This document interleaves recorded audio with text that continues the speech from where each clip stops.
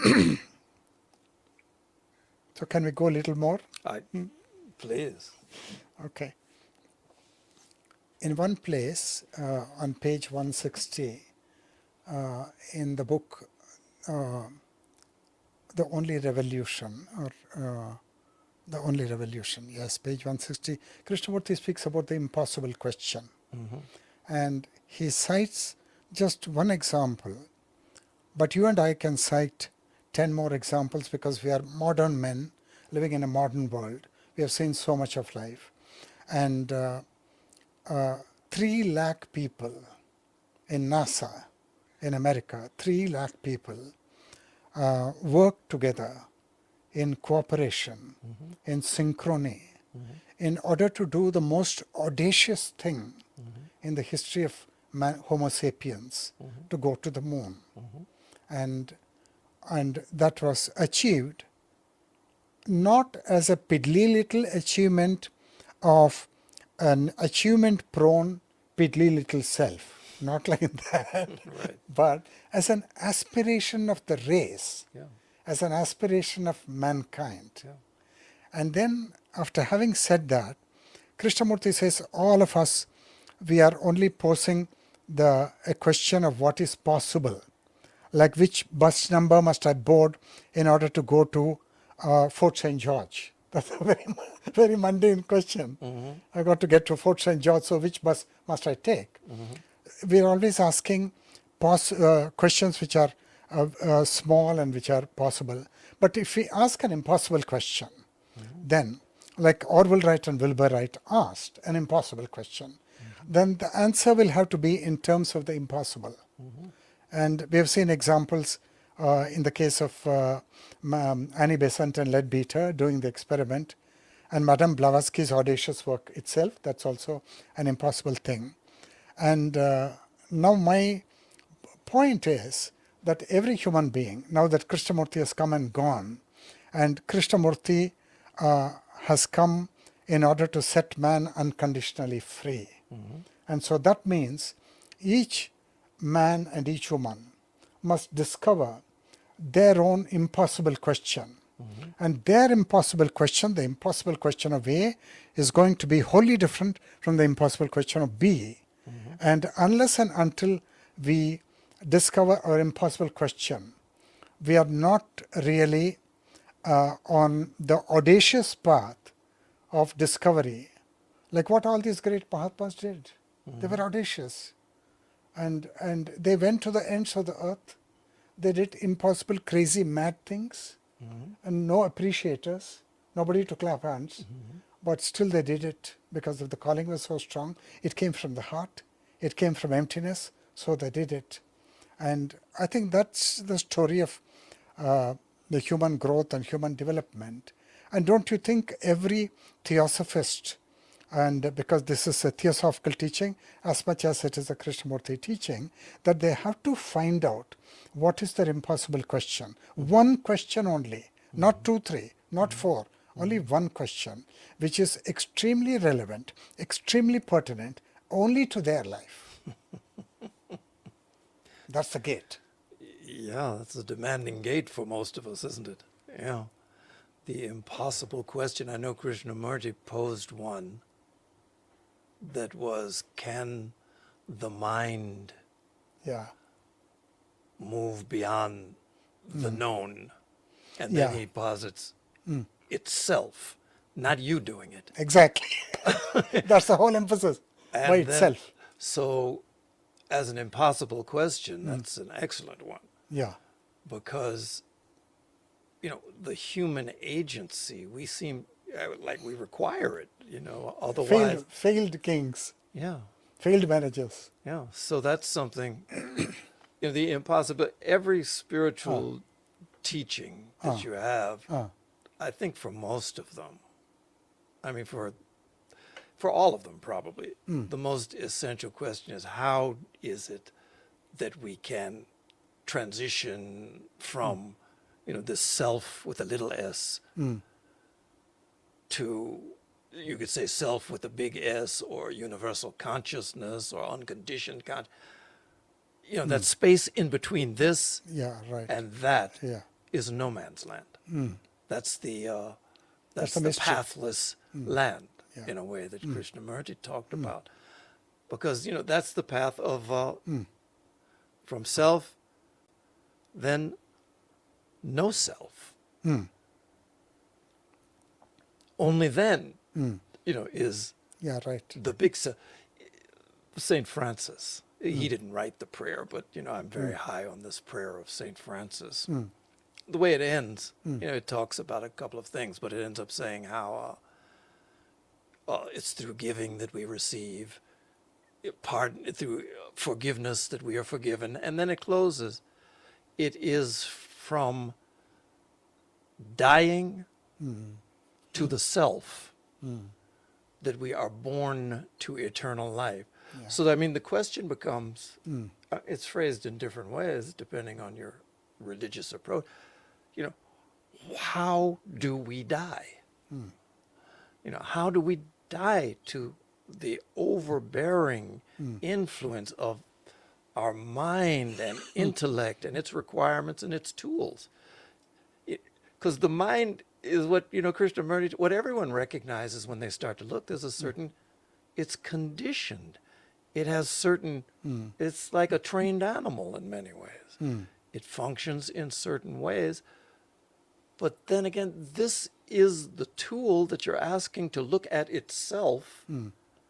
And then, for most of us, that's where the human agency comes in. Okay, I'm going to look at myself and I'll change things. I mean, that's, the whole idea behind much of psychotherapy. Yeah.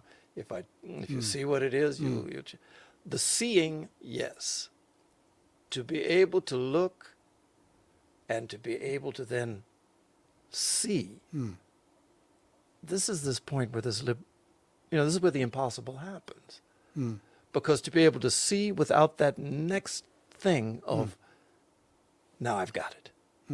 No, I've got something I can grab that will get me where I want to go.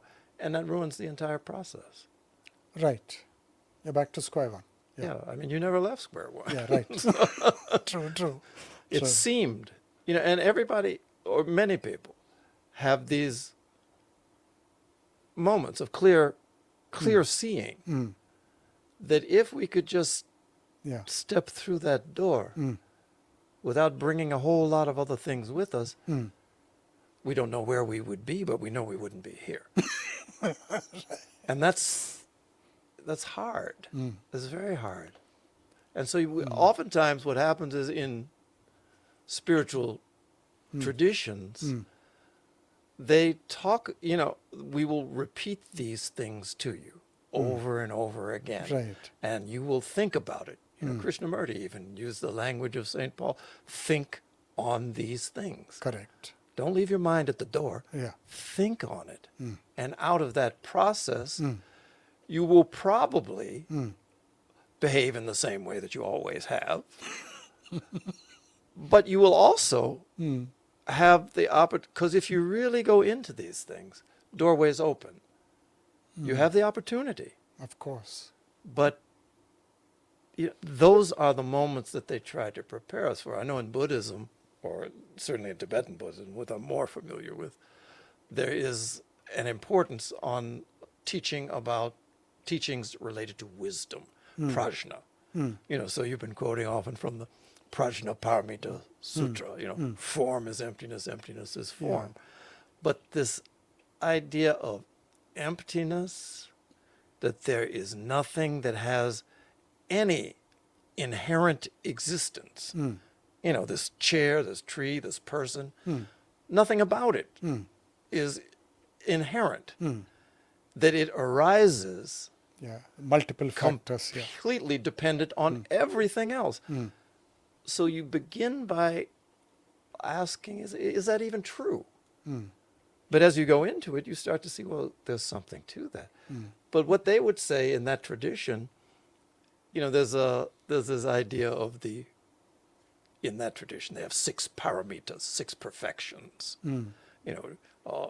Generosity, perseverance, patience, those sorts of things. All must be there. All are there. But they say, if perhaps, you find yourself short in your development of patience or perseverance, focus your mind on wisdom, on emptiness. Because that has the capacity to kind of, well, alleviate all those things. Because when you think about that, when you think on that thing, there's a certain power in that. Because it's, in a sense, it's negating. It's self-negating. And so when you ask yourself, how is it that I can die to the self so that this doorway to the not to the self can open? Then you have to think about this is something that has that capacity for liberation, but it's something that in that tradition they'll go over it again and again and again, just so that you have that in your toolbox, because maybe sometime it'll be something that will actually work. You see, I feel that unless you have people like Damodar Mavlankar, Leadbeater, and Annie Besant, who completely sacrificed their life for the truth, Sure. and they don't have X percentage of their life stacked away in their family or in their finances or in their land holdings or in some other psychological belief that's also an asset and a holding. So nothing should be there. Completely whole-souled, only concerned about the truth, which is what the monks are supposed to be concerned with, concerned only about the truth. Then now that is detachment. I think with detachment, the seeing becomes very easy. And there has to be a crisis in life, a huge crisis. And without a crisis, I think the opportunity to see won't come to us. I think you're right. We have to have a huge crisis No, I think you're where right. the belief of the mind that it knows how to solve every problem that is smashed and challenged. Yeah. So the mind can't move. I have found myself talking about the high value of despair. I mean, nobody wants to be in a condition of despair, but despair by its definition is having lost all hope, Right? having lost any sense that my Right. normal machinations, my normal behavior, whatever it is that I can think of, can have an impact. Empty. Buddhists talk about emptiness. You are empty. And it's at those moments where there is a strong possibility for some other type of awareness. Absolutely. The despair is, I would say that one has to awaken to sorrow. One has to understand sorrow by watching the movement of sorrow in the mind. And then there will be the natural ending of sorrow. Now, when sorrow ends, I think one is reborn. Well, see, and that's the thing. And then despair has served its purpose. Yes, served its purpose. Yeah. You're not trying to seek it out. Yeah. It But- is the initiator. Yeah. But I think our natural sort of, we have this kind of sense that we can accomplish. Yeah. And The we act can. But when you come to matters of spirit and consciousness, the forceful way is often not the successful way, or the way that leads in the direction that you might think about. Even though they say, that we must storm the gates of heaven. This is this audacity. You have to be can't do it. Yeah. audacious. You storm the gates of heaven. You fail, but in that failure you succeed. Even probably they're talking about tenacity of purpose, Of course. which every monk is supposed to have, the tenacity of purpose, because you've got no other concern in life. Yeah. You've got only one concern, and that's the truth. And you are fortunate to get some teaching, and you're fortunate to digest quite a bit of it, but still the gate didn't open. Yeah. And then will cannot be the way, as Krishnamurti said, will, act of will, because that is still the audacity of the self, the will, I will do it like that. It has to be when the whole thing is very quiet and the moment of the self is not there. Yeah. And yes, okay.